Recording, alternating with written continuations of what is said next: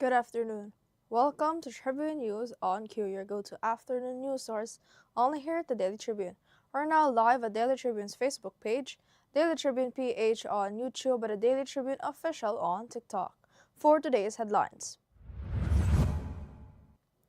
The Department of Energy launches an online platform for consumers to report fuel hoarding, price hikes, or stations refusing to sell. Authorities are coordinating with police and local governments to monitor complaints. The Department of Education orders a 4-day on-site work week for government offices, with Fridays as work from home, aiming to save energy amid rising oil prices.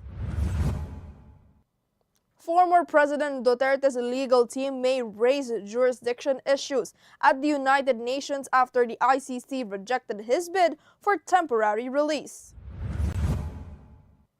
Representative Laila de Lima and Father Flavie Villanueva filed libel complaints against 18 former Marines and their lawyer, also planning perjury case related to alleged cash claims from fugitive ex-lawmaker Saldico. For international news, Representative the fugitive ex-lawmaker Saldico. In business, Aboitiz Infracapital completes major run-through upgrades at Lagundian International Airport, including crack repairs and repainting, enhancing safety and reliability for Mindanao's second busiest airport.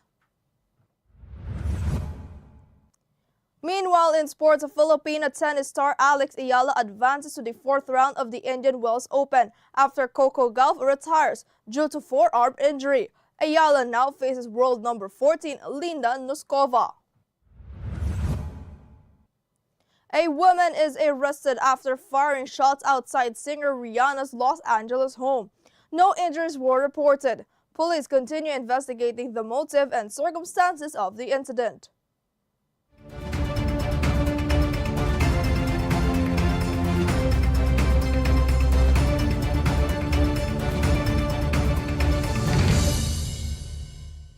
Today is the 9th of March, Monday, and I'm Eliana Lacap, bringing you today's top stories. Let's get started.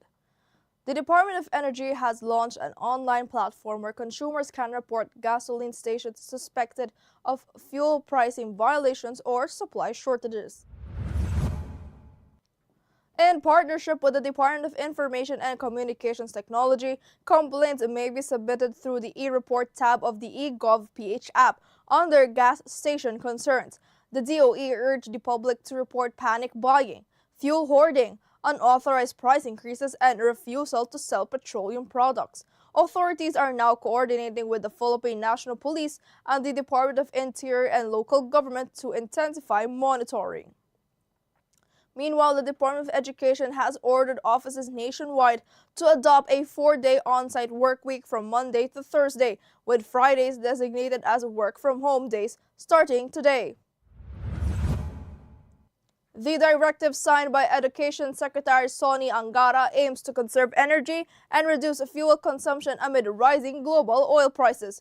The arrangement applies to non-teaching personnel, while teachers will continue following their regular class schedules to ensure uninterrupted classes. The policy implements an order from the Office of the President of the Philippines promoting energy-saving measures across government agencies.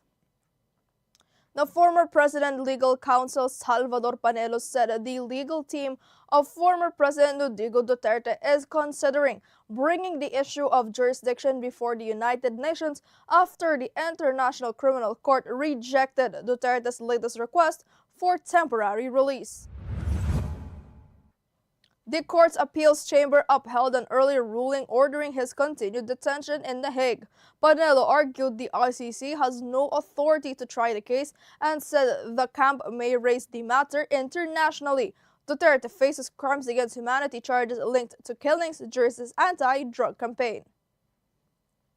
The Representative Laila de Lima and Father Flavie Villanueva have filed libel complaints with the National Bureau of Investigation against 18 former Marines and their lawyer, Levi Baligod.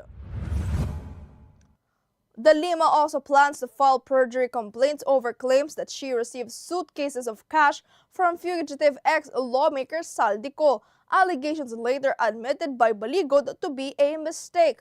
This is the third case linked to the group's affidavit, following previous complaints by Eduardo Año and Antonio Trillanes IV. For international news, Iran has named Mojtaba Khamenei as the new supreme leader, succeeding his father Ali Khamenei, who was killed during recent strikes amid the escalating conflict involving the United States and Israel.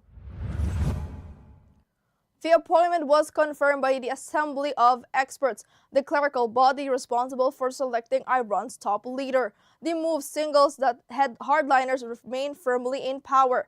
Meanwhile, the intensifying war has rattled global markets, with oil prices surging about $100 per barrel as concerns grow over possible disruptions to supply routes. In business, Aboitiz Infracapital Incorporated has completed upgrades to most runway surfaces at Lagundian International Airport in Misamis Oriental. The work included repainting cracks, repairs, rubber removal, and inspections to maintain operational safety at Mindanao's second busiest airport. Conducted in coordination with aviation authorities, the maintenance aims to enhance reliability for business, tourism, and logistics. The upgrades form part of Aboitiz's broader airport infrastructure program, which also covers modernization projects at Bohol Panglao International Airport and Mactan Cebu International Airport.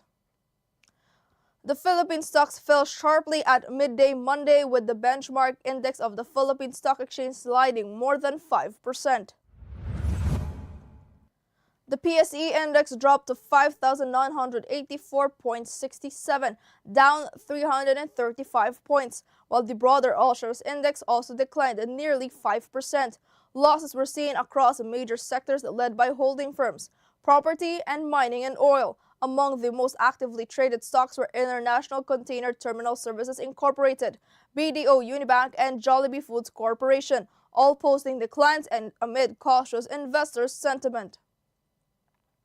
Meanwhile, in sports, Filipino tennis star Alex Ayala advanced to the fourth round of the Indian Wells Open after American world number 4 Coco Gauff retired from her match in California. Ayala won the first set 6-2 and was leading 2-0 in the second when Gauff stopped play due to forearm pain. The 20-year-old Filipina said it was a big moment competing on one of the tournament's main courts. Ayala will next face world number 14 Linda Noskova in the fourth round. For entertainment news, police have arrested a woman after a gunfire was reported outside the Los Angeles home of singer Eliana. Authorities say the suspect drove up to the residence she shares with rapper A$AP Rocky and fired several shots from an AR-15 style rifle from across the street. Investigators said around 10 shots were fired from a white Tesla, with fragments striking parts of the property. The incident happened Monday afternoon in Los Angeles. No injuries were reported, and it remains unclear who else was inside the home at the time. Police continue to investigate the motive. And for this afternoon's trivia, Katribo, did you know on this day of March 9th, we remember the birth of Francisca Reyes Aquino in 1899. Known as the mother of Philippine folk dancing, she was a pioneer in documenting and preserving the country's traditional dances, ensuring that generations could continue to celebrate and learn from this vital part of Philippine culture. Her research and dedication have made her a lasting icon in the preservation of the nation's folk heritage. Viral now on TikTok, a video uploaded by @MisoAra has garnered 9.7 million views and more than 1.1 million likes. In the clip, fur babies steal the spotlight as their fur that hilariously places their heads over a dinosaur's body on the screen, creating a dino dog illusion. According to one netizen, viewers can't get enough of the cuteness, with some even commenting, "Cutest dinosaurs I've seen so far." Let's watch this. Dinosaur. Dinosaur.